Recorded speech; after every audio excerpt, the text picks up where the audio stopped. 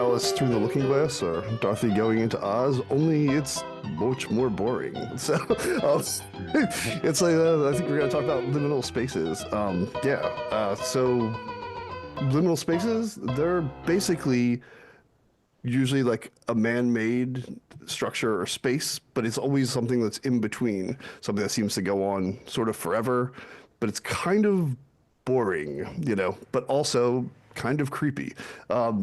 Like it seems to be like at least the aesthetic of it popularized itself like right around the pandemic. It became more probably because we're all living in a sort of limited space of sorts. It became like the internet like creepypasta version of it is like the Backrooms, which often are like empty hallways or like office buildings with nothing in them, or like a dead mall kind of idea. And the idea like in video game part, like you could like kind of clip out of bounds, like in you something would happen and you'd fall into it, sort of like in a video game when you can like you'd bump out of bounds and fall into like a space you're not supposed to be in, or like something that's out of the realm of the programming. So it's like, and it does seem like video games have a lot to do with the current like fascination too, like that culture is kind of between but it actually isn't like just, I mean, there is like maybe the term or definition of the aesthetic isn't the like the current aesthetic isn't like just to that, but it also kind of falls into like there's art and pop culture and stuff that also like kind of emphasize these things. Like I think like some people say like the Overlook Hotel in The Shining, or I think of like the Red Room in Twin Peaks. Like there's this kind of like these creepy like things. It's like liminal itself is like from the Latin liminal, like lumo, I believe, and it's like it basically means threshold. So you're like you're in between, like something that's like that. I kind of thought about to get a little art history on you. Like, I mean, in art, like people will say like something like surrealism and stuff like that. But I think of Giorgio de Chirico. Like he is like an Italian painter, and he would paint these kind of like weird open square like spaces, and it's like very simple, like it's very simplified. They were like metaphysical paintings is what it's called, and it's often like these kind of weird spaces that just feel like sort of off and sort of empty, and that's like a big idea of it. Actually his speaking of video games, De Chirico's art was inspiration for the when they were doing the video game Eco. I don't know if any of you are familiar with that, or it's like so basically Shadow of the Colossus. It's the game that came before Shadow of the Colossus, and technically Shadow of the Colossus is a prequel to that game. So it's like, but it's that same thing. This weird empty world, strange kind of architecture, dreamlike stuff. So yeah, and just as a weird point of personal reference, what I'm going through, it's like there's I forgot to mention there's like in liminal spaces sometimes there's also like in the Backrooms thing there's sometimes like a creature or something sinister happening in there. It does feel kind of like a labyrinthy Daedalus trapping the Minotaur, in the labyrinth kind of idea. Yeah, like I was thinking of as I'm moving, my apartment is turning much more into a transitional liminal space as everything of my worldly possessions are turning into plain boxes, and my apartment reverts back to the beige box that it is. And strange creatures start wandering around the place. So that's. I did have a issue yesterday with a strange, like I have some kind of high mineral water that ends up, this black goo comes out of my sink. So like venom or something, it's like yeah, so I have, which I had to deal with my own, so my own threshold monster. So, don't want to get pulled in that thing. Black blob coming out, taking form. Everyone's gonna be running out, screaming down the street. So liminal spaces, they're creepy. And the kind of not unrelated to, all the way back to our friend the Boogeyman, actually, and the threshold, the threshold stuff, the threshold keepers. There is something about, you said something when you said about the no clipping or the clipping out of the into the Backrooms, there's a sense of like, one of the things that makes a liminal space feel like a liminal space is this sense that you're not supposed to be there. So it's like a mall after hours, but no one else is there. And you're not supposed to be there either. Or like a train station waiting for a train that might not come. You know, I mean, just waiting there and no one else is there, you know? And I think the creature thing, the creepy thing about the creature thing is like most liminal spaces are completely vacant of any life, any other people at all. And like, but the creepy thing is like water that you don't know what goes under you, or a closet that you're staring into the darkness and you don't know what might be there. It's like the uncertainty of this vast unoccupied world, you know, that might all of a sudden be occupied by a crazy person that jumps out at you on the trains, or a werewolf. You know, I don't know why. It's also werewolf. the like being trapped in like a place you can't find your way out of. Like, you know, I mean, it's like, it's not just like getting lost, but it's like, and that's why it's like liminal. Like, it's like an in between, you know, it's like, you know, it's like, you know, it's kind of like, well, if you got off on the wrong floor at the hotel and you're wandering around the hallways looking for your room, everything looks the same. I've been in plenty of office buildings and stuff where when nobody's there and wandering around and you're just like, it all looks the same. It's like you could turn a corner, go into a room filled with, you know, cubicles and things, and it's just like, it's just nobody's there, and there's nothing to anchor it, you know, into like, you know, it's like, and that becomes creepy. And then if you get that feeling too that you're not alone, that's also something, you know, creepy. Like when you're like, you know, it's like something's like sneaky, like if you weird noises probably seem weirder, you know, it's like, yeah, but the only more terrifying thing than being completely alone is the idea that you might not be. So I'm curious, do any of you know the psychology behind the idea of why areas are more frightening, for lack of better words, when there's nobody there as opposed to when people are supposed to be there? So like, you know, you go to a mall that is there, you're there after hours, or that it's been abandoned, you know, because all the stores have closed. Right. What makes it so much more creepy to the average person when you're fine when people are there, but when no one's there, it's just weird? Or the same thing with the train station. You know, is there something inherent to it where it's like there could be a sense of danger? Maybe that's why all these people are gone. Like there's something going on with the reptile brain? Is that what it's called? Do any of you know, like from a psychology perspective, like what is with that? Do you know?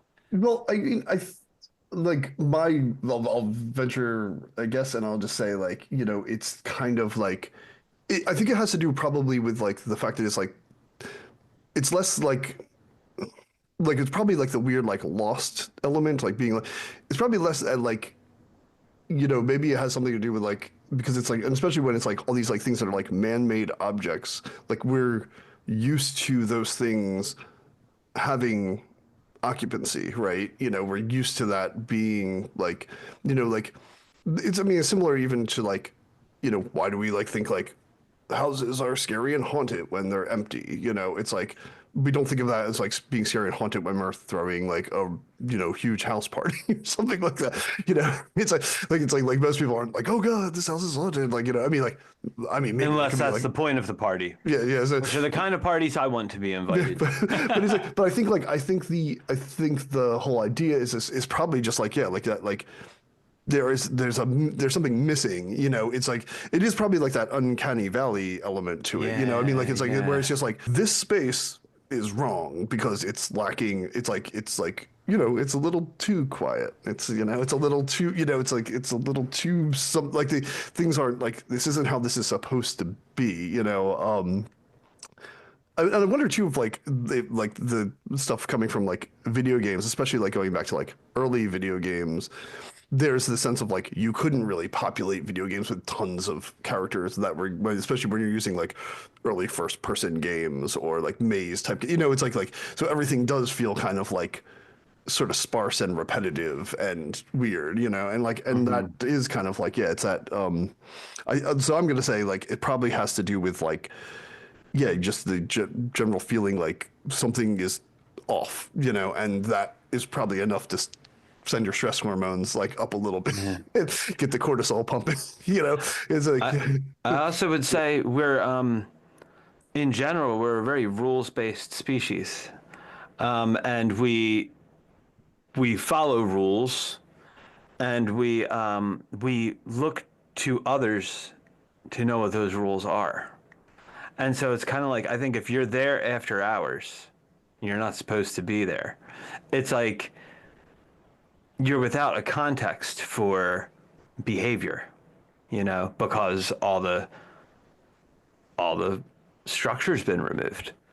And so like there's a weirdness to it. It's like you're outside of like there's this idea that well, yeah, like you're out of bounds, like you're yeah, you're on the outer you risky edges know, where the where you're so I guess it is kind of a safety thing, but I think it's also kind of I have a feeling that we have this like okay, this is my own crazy idea about this.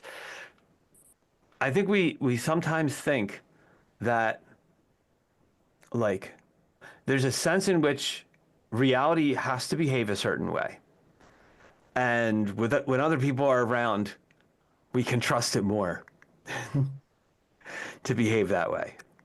But when you're alone, when you're the one at night looking in the dark mirror, or when you're the one, you know, like hearing the rapping on the door, or, you know, it doesn't matter what reality's supposed to do. What matters is what it actually does. And so I kind of think like we feel safer with other people around because they help to stabilize. well, it They might also be help to like, stabilize reality and yeah. keep it from doing weird and scary things.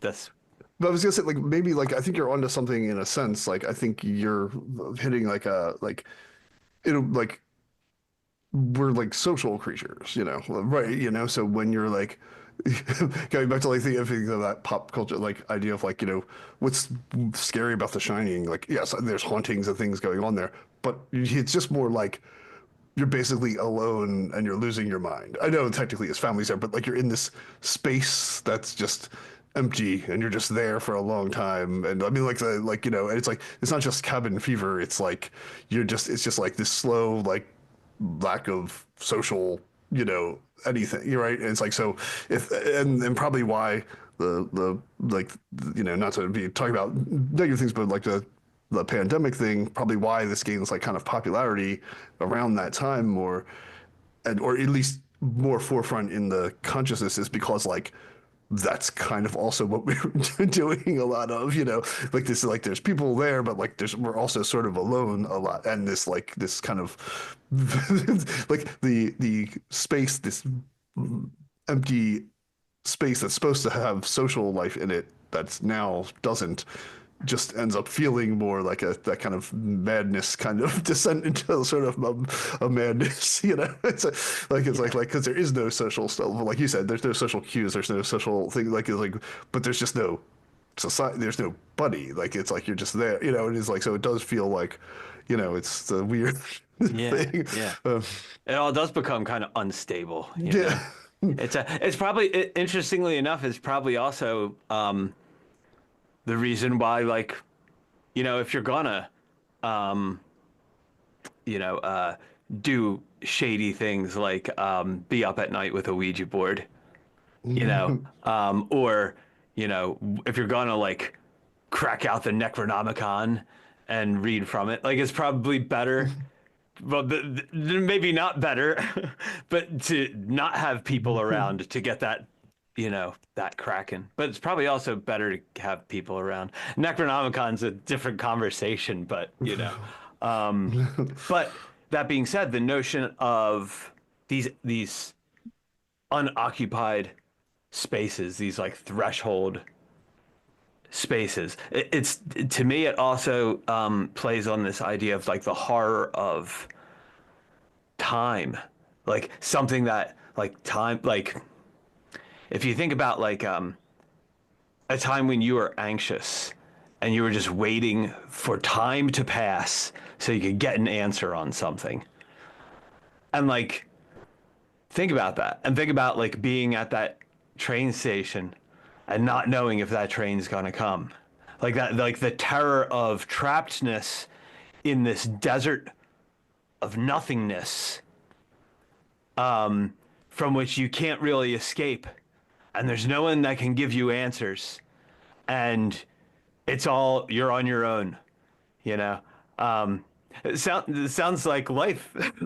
Well, here's a question, just to reel this into a different, like, More people in it though. slightly thing.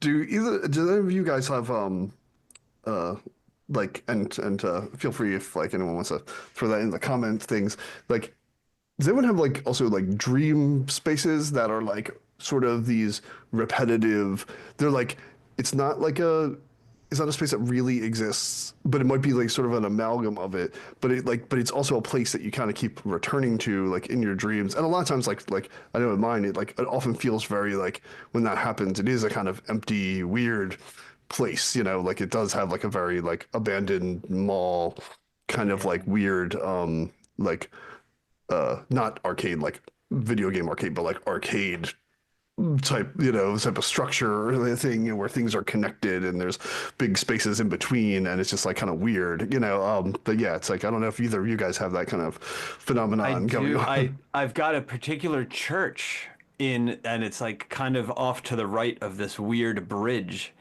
And I don't think it's a real world church, but it's consistent enough that I've seen it in a few different, but in many dreams. And in fact, in one, it's always closed. So it's always like after hours or whatever. But in one, me and my brother Pat were smoking a cigarette. I don't smoke cigarettes, but in this in this dream, we were smoking a cigarette outside of this, were we inside of this little chapel that was part of the church. So I've kind of been in part of it. But now that's a weird liminal space. Churches after hours. I used to work for the church. Churches after hours when they're dark. Oh yeah, that is a creepy space. And those, but those also deal with like ghosty things, because you know, funerals and yeah, and religion's kind of about ghosts. And versus like the standard like liminal space, there's iconography it's very much like, unless you're in like a very weird clinical version of the church, there's like this was a Catholic church, so you got statues and stained glass windows potentially, you know, like definitely some cross or crucifix type thing, altars, like there's definitely candles that were like the candles there were the electric candles, so they just put off this red glow. So and that the sanctuary candle that's always lit. Iconography versus say like, you know, like a very large rest stop bathroom that is like you're the only one there. Yeah. You know, like on a turnpike or something. You know. Yeah, it's like, and you see that's the thing. Yeah, you can have something that's like lit but weirdly lit. Yeah. You know, I mean, Resident Evil does it really well with the flickering fluorescent bulb. You know, well, yeah, it's like the whole. Well, that's like the sort of David Lynch elements of it too. You know, like that. Like like everything's just kind of like, it's like, oh, well, this is like weird. Like it's just like this place just looks off, even though it is like a normal place or something. Like, you know, it's similar to churches. Airports are also another fun one when they're like empty late at night. You know, earlier talking about like I think you called it like snapping in, snapping out. I think that's how we clipping. Like clipping. Okay, that made me think of clipping. Like being on the threshold of dreaming. You know, where I mean, it's not the same thing, I don't think. But it's like when you're like, you're not awake, you're not asleep yet, but like the brain starts to go, and you might like hear things. You might like start to dream a little bit, but like you're not really asleep. It's almost like a day. At least I don't know. This is what it's like for me when I start to go to sleep. You know, it starts to like almost like a daydream kind of thing, and then like you may actually drift off. You might not. You might hear like, you know, sounds or voices or something like that. But it's like you're like a weird, like you're not awake, you're not asleep either. You're kind of somewhere like in between. It's like a weird like mental hypnagogia. Hypnagogia. It's and then I think there's something called like hypnopompia or something like that. That's at the other end when you're coming out of sleep. You might be onto something, Dan, with like the like kind of like what's maybe weird about like this thing, like like I was saying, like having weird dream spaces, have like maybe it's just like the weirdness of the space. The thing that makes you kind of scared is also it's like you're maybe it's like the feeling like you are in a dream or you are, and that's why it's like this, like, you know, and like you're saying, like threshold, like it's like in between waking and sleeping, you know, is like a sort of threshold state, you know, it is this like it's like your brain's liminal state because you're neither doing one thing or the other, you know, it's like you're you know you're kind of like you're just like in between. And like again, like or the airport. What is an airport? It's an in between space. No one.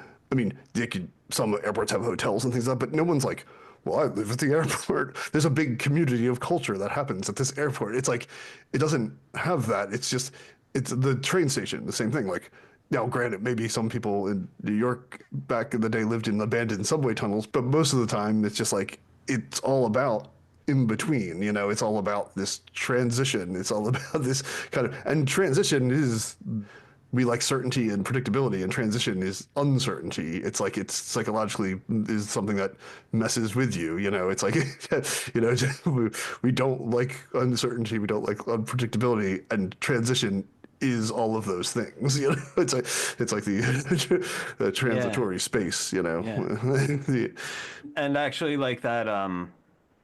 Once again, like the wiggly reality of the dream world. You know. It's that I think when you're in those liminal spaces, the rules are suspended. That's where Mothman hangs out, and Chupacabra is chilling. Well, maybe not the Jersey. I don't know. Maybe not the Jersey Devil though. He's in the Pine Barrens. That is Pine Barrens, which is. I mean, I've definitely driven it may on like contain 72, and spaces. it's pretty sparse. Do you know about the blue pools of the Pine Barrens? Yeah. There are these things. They're called the blue lakes or the blue pools. We're gonna go everywhere with this. The blue lakes or the blue pools. You have to reel it back in. The idea is they go somewhere. Like you should not go into these things. They have like a bluish look to them. People sometimes go in, they don't look that deep, but they actually have very, very strong current or undertow or whatever. The way the actual geological makeup of the area, it causes this very strong pull phenomenon. And so people go missing there from time to time, but they're these legendary things. They're like almost like little pebble beaches, and they're in the Pine Barrens. But from a magic perspective, tell people to do some magic now. That would be a wonderful way of sending a message to wherever. You know, throw a message in a bottle with some kind of request, throw it in these blue pools, and just I don't know, see what happens. Well, if it doesn't come out in a mall or the Backrooms, I don't know. Well, I mean, that's the thing. I'll have to save that for another episode. You know, or maybe design a cryptid of your own and just see if it shows up in the world. Just throw it into the pools. Maybe that's where they come from. I was just gonna say, I believe that's how you create them. You just they come from the Pine Barrens, and the Jersey Devil's the boss. Look like Pokemon. Can we get some real? I'm related to the Jersey Devil, actually. By marriage. It's on Sharon's side. Anyway. Stay on your good side. Oh, man. Climbing up on my roof. Homes. How do we get out of this? Back into the liminal space? Yeah. Let's no clip out of the Pine Barrens and back into the Backrooms. All right. Do you want to go there? Do you want to go to the Backrooms? Do I? I don't know. I mean, yeah, probably not. I mean, I might have already been there for all I know. I mean, like I've worked in some weird ass places that are pretty empty. I mean, it's also similar to like, you know, at the mall when you go behind, like, you know, like it's like, but there's probably also this other thing that's too, that's like the behind the scenes thing is also like just a weird place, you know, it's like, it's kind of like, behind the scenes of anything, kind of it's like changes the like it's like the facade collapses, and maybe that's another weird, unsettling thing, right? Because it's like Yeah. when you like go, but like the whole like the tunnels in Disneyland or whatever, it's like it's like. Well, that's the whole thing is it's all magic. It's like the Magic Kingdom. And then you go back there and it's just like, well, no, it's just a bunch of utility tunnels and junk and they ferry people back between things under there like so people can travel quickly through like, the spaces. It's not very cool. It's actually very not cool. It's like, or behind in like, even in the mall, like, you have the shops and then when you go behind out the back door of the shops and you have that little hallway tunnel thing that's before you end up in like the loading docks or something, or like in a store the stock room that's just like the store is all bright and it's got all the product out and you go, it's like, which they're kind of already a weird like capitalist liminal space, but then you go into the other thing and it's just boxes and nothing and loading docks, and it's all These are the most horrifying liminal spaces I've yeah, heard yeah. of. It's like because you're at work too. Yeah, like all the mystique, like all the literally the facade is taken down. It's you're Yeah. behind the scenes at the movie, like the Yeah. it's like everything that's off of out of frame is like the cameras and the like the set is just plywood. It's like Well, it's see, I think that's the thing. Again, it's the idea of like, yeah, like that reality is actually made of stories that we agree on, Yeah, and then yeah. like, but we have to be around to agree on them, and like otherwise, it's kind of like, yeah, the facade falls down, and it's just kind of. But you see, Yeah, I and think you- in a you- liminal and you space, the pop out. facade that falls down that makes it creepy is, it's the ghosty thing. It's like it's the thing. It's the thing you're not supposed to believe in because you're a grown adult. You're not supposed to believe in ghosts or Bloody Mary or monsters, but it's like, yeah, but like you might not tell somebody that you were like freaked out by something. I was actually putting something in the closet last night and I was thinking about this because I was, it's like just pure black darkness and I'm reaching in to put this thing in there and I'm like, I have no idea what's in there. I mean, I think I do, based on my last experience of it. But actually, even the things at the edge of your peripheral vision that seem to have color, not actually. That part of your eye doesn't actually see color like that. It's the distribution of rods and cones in the front of your eye in the oh Lord, what's the name of that? Foveal range. That it's they're the ones that really see color. Everything over here is hallucinated. It's the brain just remembering and predicting what it thinks is over there. So a lot of our reality is constructed. It's generalized and shaped by what we expect to see. So is that just? I mean, here's a metaphysical question: is that just the how we construct our reality, or is that how so-called reality is constructed? And when there are fewer minds around to construct it, do the rules change? Or is it just like, well, yeah, well, there were only three, so we can't believe your story because, like, I don't know, because people tend to freak out when there are only a few of them for other reasons that are clearly explainable. Or do the rules change? I mean, how the hell would you know? Anyway, there's a can of worms. Can of Well, liminal as far as I'm worms. concerned, that makes complete sense because like that, when you're having your house party in the haunted house and the ghosts don't show up, it's because there are too many people there. There are too many people are saying it doesn't exist. But when you're there by yourself at midnight and trying to go to sleep, and the framed or the mirror flies off the wall or something like that. Yeah. It's because the rules aren't keeping it together. It's just you. When you have those other people there, it holds it all together. well, that's just that Yeah. guy that died at one of your previous house parties. He danced a little too hard. Earlier He had that same obsequious manner. That was never mind. I think it's just the fear of that which is beyond our control, that's beyond our ability to perceive and govern. It's the feral, it's the wild, and yeah, and it freaks. But when you're the only one freaks us there, out. you're the feral and the one. Well, and that's the thing, and you're on your own, and that's something we're not used to. We're everywhere we turn, man is born free and everywhere he is in chains, you know? But like, yeah. And then what happens when you don't have chains? What you gonna do, you know? And that's when the story crumbles and you're the only one that gets to say what's possible. You know, what do you really think is possible when your friends aren't around? You know? I guess if like you were in a big enough mall, All your it would be Bigfoot a good, doubting friends. and it was empty, it would be a good place to skateboard it, you know, like Obviously. yeah, they don't have to worry about anybody there, you know. Until you like fall and you like fracture your leg or something. Yeah, you fall into one of these empty fountains that like, they haven't been like, you know, like it's not it's less Tony Hawk Pro Skater and more just like you know, abandoned, unsafe mall.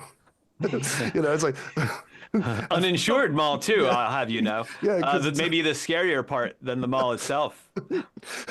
So much funner in the game than in real life. yeah, the Gonna have to fill out these the forms. mystery of the Backrooms is just lack of health care and lack of insurance. No. Yeah. No, I'm that's- responsible for this.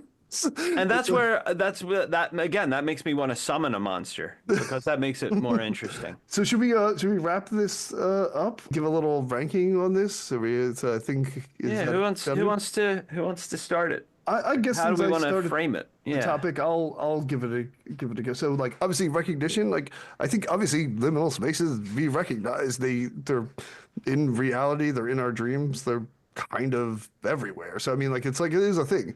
Scary, yeah, like alone in a vast empty thing. I mean like I've been in enough of these kinds of spaces by myself, you know, in the past and like at night, you know, and it is just weird. It's like it's just unsettling. I mean, if not for listening to like podcasts or music or something or audiobooks, it becomes very weird. If you were just there hearing like, you know, yourself walk around and doing things, it's yeah, it's strange. And then if someone shows up, it's even scarier, you know. So yeah, so I think it's pretty scary. Do you want to encounter it? Well, I mean, I'm sort of right now living through it as my whole space becomes a liminal space. So I think it's I think sometimes we just don't have a choice. Like, you know, it's like we end up we sort of do end up out of bounds. Now, would I want to end up really out of bounds? Like where like you can't come back, like you are stuck in the back rooms or something? I don't think so. I don't I like walking around a city with a lot of people in it. I find it to be something that feels good, you know. It's like, you know, I you know, like I mean, even in that sense, like you're in a city walking around, there's a lot of people, then you turn down a street and like nobody's on that street. That's like, you know, yeah, I don't know. I don't, maybe I'm a little agoraphobic or something. But yeah, so I'll give liminal spaces my ranking. I'm gonna say it's a 4 out of 5 monsters for me. So yeah, I don't know. Dan, should we kick it off to you?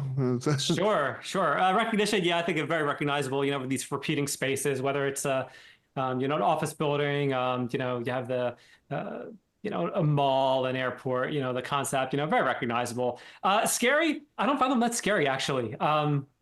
I kind of like so the one thing I will say though is if you are in an area that you don't have a lot of visibility. So if it's more of like a legit maze, I would find that a little more unnerving. But when it comes to like an empty mall or something, I'm game for that. I think that's pretty cool. Same thing like, you know, office, whatever. They're definitely real, you know, as you talked about before. We encounter them every day. I think we didn't talk about this at all, but the idea of like the mental liminal space where it's like going through the same thing over and over and over again, like a lot of people's days, you know, with that lack of variety. That's something that is a little more frightening to me than the physical empty liminal spaces. When it comes to the monsters, I'm going to put it right in the middle. I'm going to say it's 3. I don't believe in liminal spaces. I don't think they do exist. They're not real. They're not scientific. So liminal spaces, yeah, obviously, yeah, I'm going to take a slightly different spin on this because, yeah, we recognize them.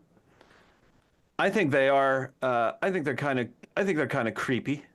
They can be, but they can be also creepy in a good way, because like sometimes I'm at like a train station no one's around and I'm waiting for a train, and I think could actually be kind of cool if something weird happened, you know? Because, and this is my take, why we find them creepy. I think because on some level we know that this whole thing's alive, and that when no one's watching, it might do some weird things and reveal that it's alive. It might drop the big charade that says that it's not intelligent and alive. And I think that's what's going on. I think that's why Liminal, I think we all know it deep down. The whole thing is alive and full of weirdness. And when no one's around, it might get weird for you. Remember that. Next time you reach into a dark closet. Step in a puddle. Or step in a puddle. Or next time. Or have weird black stuff growing out of your sink. or near a mirror in the dark. Or next time you need help from your friends in the Necronomicon. You need to respect liminal spaces. How's that? So what's your ranking? Four monsters, because of the uncertainty factor, and because lots of things can be liminal spaces, and because the sheer terror of being stuck somewhere forever with no escape. Yeah, that's pretty freaking scary. I'd summon something just to do me in, unless you just wind up in another liminal space. In which case, forget it.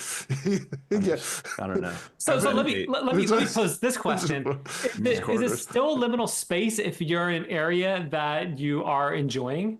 So, for instance, say like take any liminal space. You know, you're stuck there, can't get out, but you have like all the Pop-Tarts you could eat, assuming one loves Pop-Tarts. You know, just hypothetical. Is it still considered a scary liminal space because you can't escape it, or is that kind of bliss? Well, I think I think the idea is like you wouldn't have those things. Like it's like because everything's just transitional, right? You know, it's just like kind of you getting off of one flight and then running to catch your other flight, but it's just you running through the airport, and then you get to the next flight, and then you have to get off of that and run to catch the next flight. Like there's no stopping in between. It's not, it's like you don't have time. There's no vending machines. There's no, like, all that stuff is gone. It's just like, there might be computers in the office, but none of them work. Like nothing's there. It's just that kind of, yeah. Well, it's like this, this deserted reality of any pleasure, I guess. Yeah, or thing. Just this is like, it's like, and hopefully you get out the other side and you make it out, and then you end up somewhere, else. I think you transform it from being a liminal space if you find joy. So maybe that's the takeaway for the listeners today, is to carry joy in your heart wherever you go, so that no liminal space is really a liminal space anymore. Or just go places where people are. Stay away. Because otherwise it might wiggle and get weird.